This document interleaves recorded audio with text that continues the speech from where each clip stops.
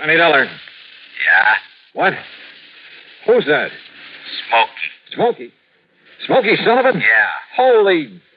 Do you always call people at 5:30 in the morning?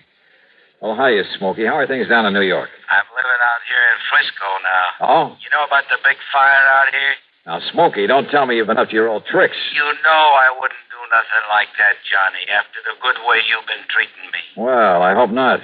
But what about this fire? Big warehouse. They're in San Francisco. The Barnwell warehouse. It's still burning, Johnny. Arson? Yeah. I know who did it. There must be insurance in a big warehouse. Yeah. So as soon as I can check it out, I'll... Look, where'll I find you? Where'll you stay, Johnny? Let's see. At the Huntington Hotel up on Mount Hill. Me? In a nice place like that? Oh, unless I know where to call you. It's okay, Johnny. I'll call you. And you're sure it's arson? I'm sure. Then I'll see you.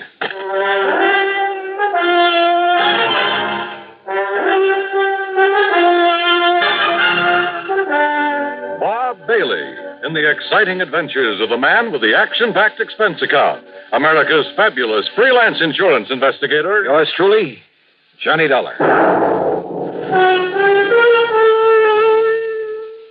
A handcuffed thief makes a desperate bid to escape a frantic dope addict. Crashes through a fiberboard wall at the police station house. It's part of the daily routine in New York's 16th Police Precinct, Hell's Kitchen. In the new issue of Look magazine, you'll follow tough, dedicated cops as they track down the man who pulled the trigger, run down a burglar, subdue a drug addict. And you'll learn in Look the kind of guy it takes to make a detective, what he thinks about his job, what he thinks about the kinds of people he has to deal with. It's all here in Look's exciting picture story, Detectives at Work, an uphill fight in a tough city where the crime rate has risen almost 10% in the last year, where 40% of the nation's drug addicts fight, steal, or beg for a fix, where an entire neighborhood suddenly becomes silent when the police department tries to track the man behind the gun. You'll see it all in Look magazine's dramatic picture story, Detectives at Work. It's in the latest issue of Look, and it's on your newsstands now. Get your copy of Look today.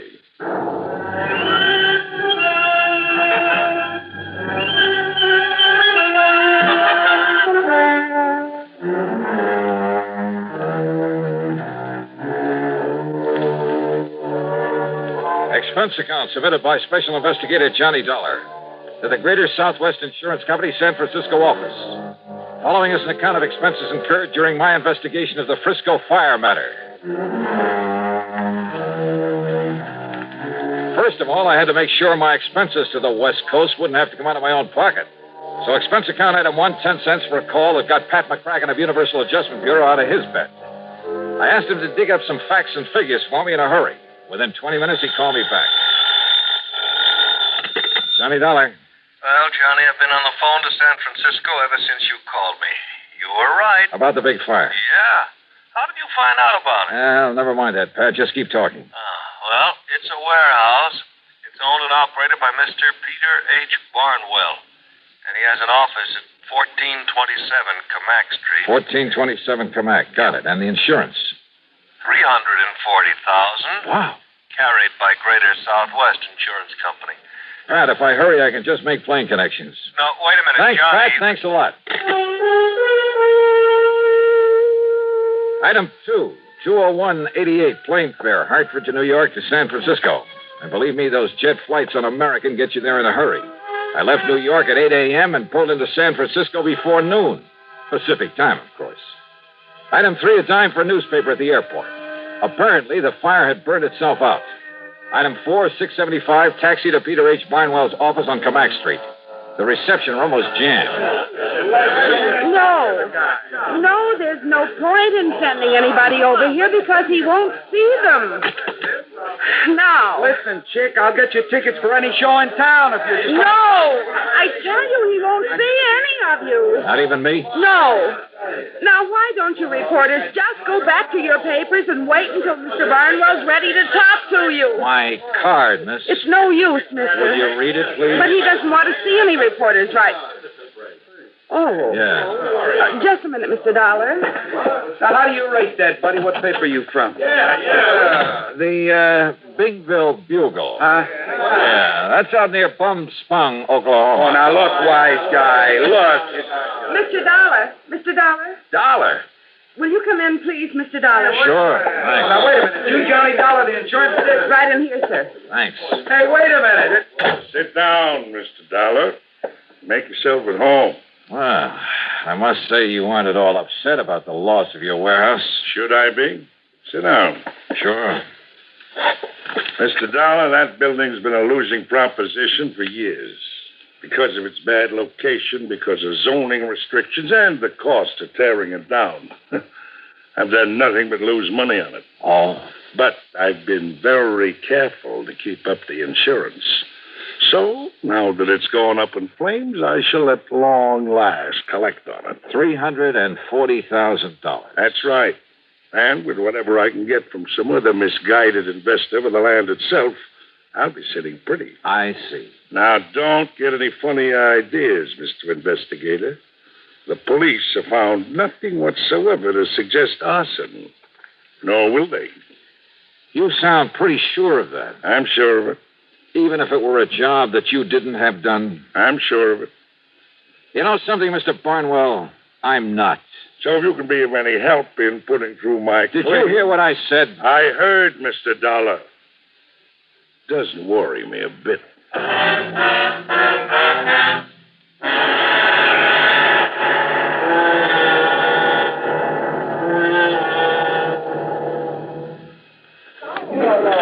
Hey, fellas! My car filter may be worth $1,000. How's that? Heard over the radio that the people who make Fram filters have a big treasure hunt on. So I checked my oil and air filter. And I'll be doggone if there wasn't a specially marked Fram air filter that might pay me $1,000. No kidding. My service station man said whatever I win, he'll win the same amount. Told me a regular filter check is important to today's cars. So important that Fram Corporation is paying $60,000 to get car owners to check their filters now. Cash money? Sure. This is Fram's silver anniversary. Last year, 10,000 secretly numbered Fram filters were distributed all over the United States and installed in cars during regular servicing. Every one of them is worth cash, some as much as $1,000. Why, one of you guys may have one in your car and not even know it. Say, what are we waiting for? Let's get those filters checked. Hurry, folks. Get in on the big Fram treasure hunt. You could win up to $1,000 in cash. Check your car filters now. And now, Act Two of yours truly, Johnny Dollar and the Frisco Fire Matter.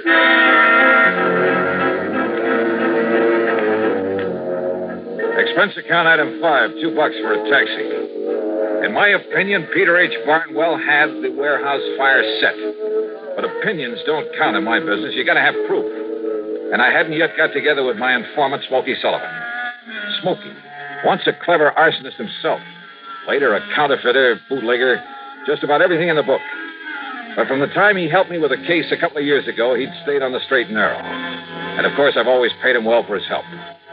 Before going on to my hotel, I stopped in to see Bill Mullen of the arson squad. Yeah, the papers say you're in town, Johnny. Glad to see you. Yeah, how are you, Bill? But there's no reason for you to be here about that fire. Well, that's so. We've already found out how it started. How, Bill? Some old derelict, name of Stumpy Moran.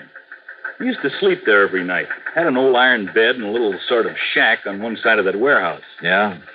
So last night, like a lot of the darn fools all over the country every night, he went to bed loaded and lit a cigarette. Result? No more mattress, no more shack, no more warehouse. Well, are you holding him? Also, no more Stumpy Moran. He died in the fire? Yep. And you're sure that's how it started? Johnny, when you've combed through evidence on as many cases like that as I have, there's no mistaking it. But now, Bill, listen, all the way from the source of the blaze to the empty bottle. The carbonized paper from the cigarette. The foil from the cigarette package. The hair from the mattress. 1,001 little things that the ordinary person wouldn't even think to look for. So listen. Yeah? Be a nice guy and call off the papers, will you? Why? Because they saw you over in Barnwell's office, they've decided it was arson, and they're calling us a bunch of bums. The only reason they do it is to make headlines. So call them up and tell them to lay off, will you? Set them straight. Not until I'm sure they aren't right, Bill. Huh? Now, wait a minute. What's that mean? I'll see you later.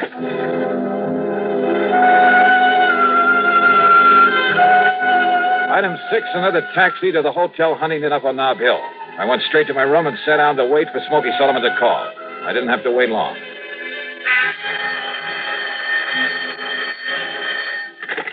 Smokey? Yeah. Well, I hear they found out how that fire started. Stumpy. That's right, Stumpy Moran. He was a friend of mine. Not much brains, Johnny, but a nice old guy. But Johnny. Yeah? He didn't do it. But they found all the evidence. He'd been drinking and smoking in bed. He never touched a drop, Johnny. You sure? He didn't smoke, neither. I know. He was my pal. Where are you, Smokey? You know where the Hungry Angel is? The cocktail bar over on the... That's right. Take the alley and back. I'm in the phone booth at the end of it. I'll be waiting for you. Okay. Now, listen. Yeah? Do you know who did set that fire? Yeah. The only guy in the whole country who could leave no trace. Wait a minute. And they won't even question him because he's been living straight for so long. Touchy Thompson. Yeah. Lives in a nice house on Aldea Drive, 527. But he ain't there. How do you know? A note on his door says gone fishing. You're absolutely sure it was he? I'm the only one knew where to look for his sign around that fire, and I found it there. I'll show it to you. Proof, huh? Yes, sir, Johnny. I can prove that warehouse was set, but... Oh, no. Smokey. Smokey!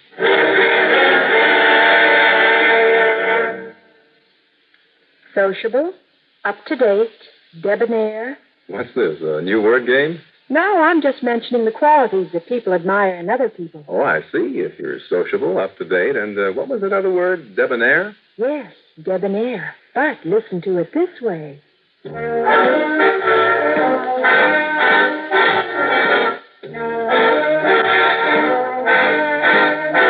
Be sociable, look smart, keep up to date with Pepsi. Drink light, refreshing Pepsi. Stay young and fair and debonair. Be sociable, have a Pepsi. Notice how many of your friends are serving Pepsi-Cola these days. It's the up-to-date refreshment. Be sociable, serve Pepsi. In the alley behind the Hungry Angel, I found a couple of policemen carefully going over every inch of the phone booth where Smokey called me. Yeah, that's right. Conroy heard the shots and came running back here.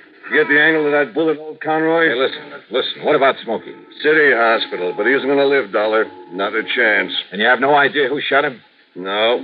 But you're a smart dick. Why don't you find out for us? All right, now look. And let me tell you something else, too, Dollar. If that warehouse fire had been a torch job, which it wasn't, like you're blabbing it out to all the papers, your dear pal Smokey Sullivan is the only one who could have done it. So his being knocked off is good riddance. Why Smokey?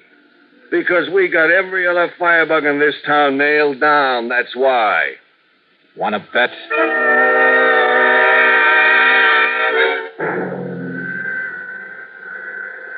Mr. Dollar, I honestly don't understand it, considering the way one of those bullets nicked his heart. But it looks as though that man Sullivan will live. Now, the point is, Doctor, can I talk to him? Well, you can try, of course. Oh, this way, Mr. Dollar.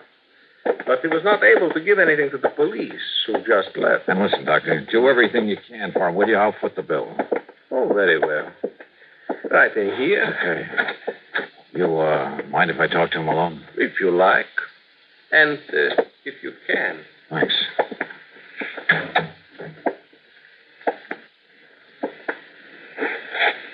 Smokey.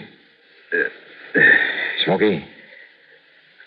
Hi, Johnny. Oh, hi. Yeah, the doc says you're going to be okay. Yeah. Can't get rid of me. Attaboy, Smokey. I didn't talk to the cops. Just looked at him like I was dead. Good for you. Hey, Smokey, did you see who put the slugs into you? No, Johnny. But it must have been Touchy. Touchy Thompson. Same as he set that fire. Yeah. All right, now listen. You're in no shape to go over there and show me. But if the arson squad found no trace, and believe me, they know everything to look for. Chemicals. What? Touchy had chemicals, special chemicals. Never left a trace. Everything leaves a trace of some kind. No. He had to use a gas mask. That's what must have knocked out Stumpy Moran. Then Touchy could plant the liquor, the cigarettes. Then I guess the only thing I can do is try to find Touchy Thompson. Johnny, Yeah? if you do, Johnny, be careful. Yeah. Yeah. Act 4 of yours truly, Johnny Dollar, in a moment. Rambler station wagons lead all but 2 other makes in sales. Repeat, Rambler station wagons now lead all but 2 other makes. Car registration figures prove it. Never before has any station wagon scored such a sweeping success in so short a time. Why the nationwide swing to Rambler? Well, listen to this. If you want America's lowest price station wagon, Rambler has it. If you want big 6-passenger room, plus America's easiest parking, Rambler has that. Most miles per gallon? Rambler has that, too. Trade-in value? Rambler has the highest of any low-priced car. Yes, Rambler is America's top economy station wagon, but Rambler is also the compact quality car, the only car to offer personalized comfort, including front seats that glide back and forward separately, adjustable headrests, reclining seat backs, finest air conditioning at lowest cost, deep dip rust proofing. Yes, all America is discovering that Rambler station wagons are different, and Americans love that difference. So will you. Drive a Rambler station wagon now, 6 or V8 at Rambler dealers. And now, Act 4 of yours truly, Johnny Dollar.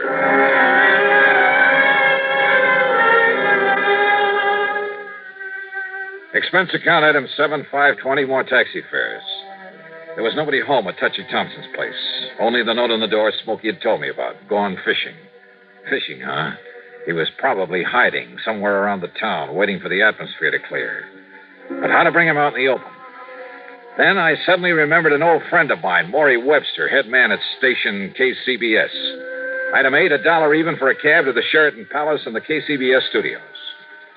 Johnny, this is a pleasant surprise, although I had heard you're in town. How are you, Maury? Up to my neck. We're in the midst of a big celebration. You know, our 50th anniversary. Oh? Yes, sir. We were the first broadcasting station in the country, and we're kind of proud of it. Well, I should think you would be. Let me add my congratulations. Well, thank you, Johnny. Now, what brings you here? Maury, when is your next news broadcast? Well, let me see. Well, Don Mosley will hit the air in just about 7 minutes. That'll just give me time to knock out a news item for him to read on the air. Oh, what kind? Tell you while I'm scribbling it, if you don't mind. Well, yeah, go ahead. And Maury, I have a sneaking suspicion it'll flush out an arsonist. Oh? Yeah, and killer. As briefly as possible, I told Maury Webster my plan, the why of it. I handed him the news item I'd cooked up. He penciled in a couple of minor changes, then gave it to his top man on the news bureau, Don Mosley. A few minutes later, there in his office, we listened to it being broadcast over the powerful facilities of KCBS. International situation. On the local scene, it took insurance investigator Johnny Dollar to clear up the matter of the Barnwell warehouse fire. Here it comes. Yeah. Dollar has proved conclusively that it was set by an old hand at that business named Smokey Sullivan. His reason? To kill another man by the name of Moran, whose body was later found buried in the embers. Incidentally, Sullivan himself has just died as a result of bullet wounds, no doubt inflicted by some friend of Moran's, who sought to avenge his murder. Well, as for the holdup that occurred early this morning on the Embarcadero...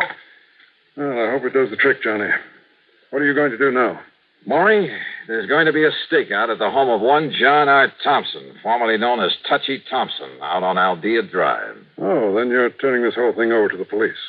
That stakeout will be me. But if Thompson did set that fire and kill Moran... I still have to prove it. Well, don't you think it's a little dangerous, Johnny? Could be. Well, in just a minute. Thanks, Maury. Thanks a lot.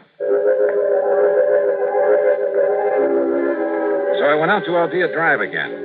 And I parked myself rather uncomfortably behind a hedge across the street from Thompson's place. Finally, it must have been around 10 p.m., an expensive car pulled up and a man loaded with fishing gear went into the house. I waited a couple of minutes, and then I went over, knocked on the door, walked in, introduced myself, and laid a few cards right on the table. You're crazy, Dollar. Didn't even know about that fire until you told me just now. Why lie about it, Touchy? Look, I've been fishing. Yeah, for what? An alibi? Oh, give me that for trout. Look here. Here they are. Yeah, trout. Ever see a nicer mess of them? Pick them up at any market. Not me. All right, who was with you? I was alone. I was over there camping beside the lake all the time. My sleeping bag's still out in the car. What lake? Mono Lake. It's a little over 200 miles east of here. Yeah, I know it well. Well, that's why I caught him. I know it well enough to know that because of the high mineral content of that water, no trout could ever survive in it. What? Oh, look, wait a minute. It's no good, Touchy, and with the proof I have that only you could have set that fire with some of your fancy chemicals. What do you know about that? No, you got no proof. Look. Perhaps he has, Touchy. Well, I'm glad to see you two know each other. Very smart, weren't you, Touchy? What do you mean? I mean the way you fell for that phony news broadcast and came back here. Phony? And Dollar, thanks for setting the stage for me. Yeah? What does that mean? You came here because you suspected Touchy. You had a big argument. You both pulled your guns and killed each other. No, wait a minute. That's the only conclusion the police can possibly reach when they find your bodies lying there. Look. Nope. Don't make a single move, Dollar. Neither of you will do anything because 5 seconds from now you'll both be dead. Well, you're wrong. What? Pull that trigger, Barnwell, and it's the last thing you'll ever do. Bill. Climb in this window, boys, and take care of it. There isn't any need for violence, officer. That's right, Barnwell, there isn't. All right. You too, Tom. Well, Johnny? Now, just what under the sun ever led you to come out here, Bill? Your old friend Smokey Sullivan called me to the hospital. He was a little worried about you. You mind? Mind? You gotta be kidding.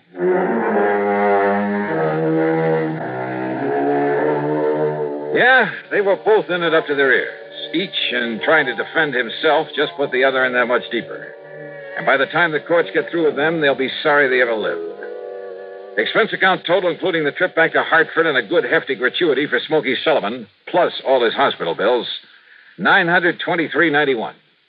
Yours truly, Johnny Dollar.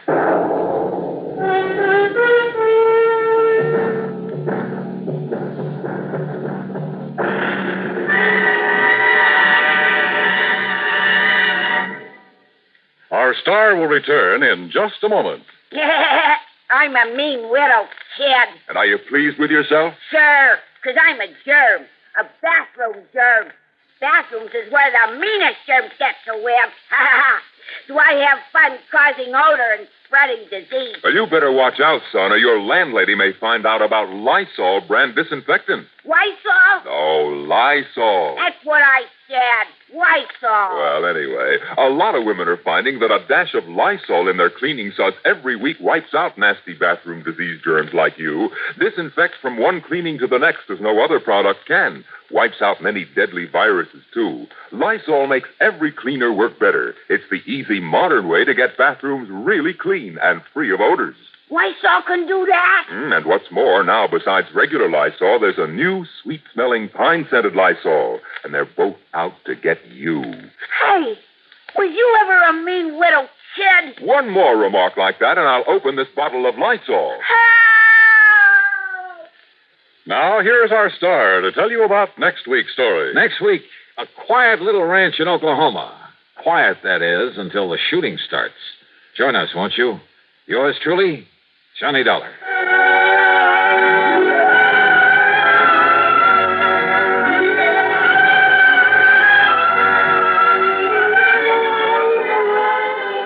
Yours truly, Johnny Dollar, starring Bob Bailey, originates in Hollywood and is written, produced, and directed by Jack Johnstone.